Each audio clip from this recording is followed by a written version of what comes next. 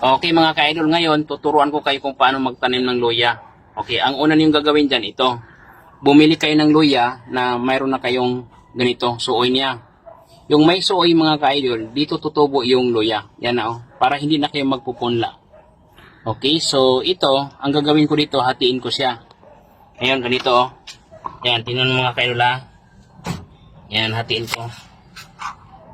Yan. Ito, tutubo din to kasi may suoy siya dito Ito naman, hatiin ko siya. Yan. Dahil isa lang yung tumubo, so hindi ko na hatiin, no? Pero ito, tutubo din yan mga ka-idol. Pati ito sa kabila.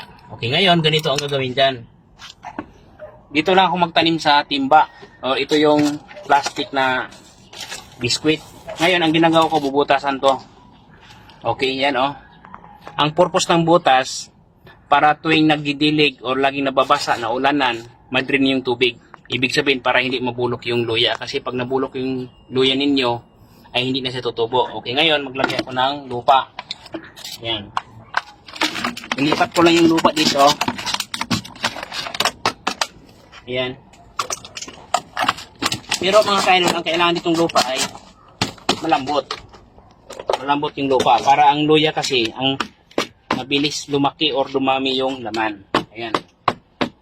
Okay, ngayon pag dinidiligan yan, ang tubig diretso lang siya. Dapat hindi pwede mapunduhan ng tubig. Okay, ngayon naman, tuturuan ko kayo paano itanim. Yan. Okay, itong suoy niya Ngayon, ang gagawin dito, kakamayin ko na lang kasi nga malambot na yung lupa. Okay. Pero ang pagtanim nito mga kain, huwag niyo ipatayo.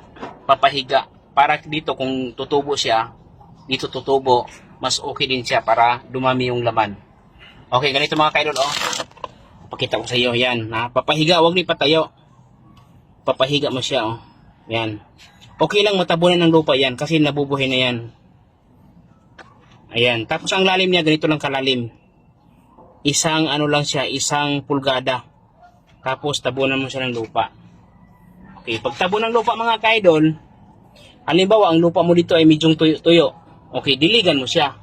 Okay, didiligan ko Yan. Diligan ko. Medyong tuyo.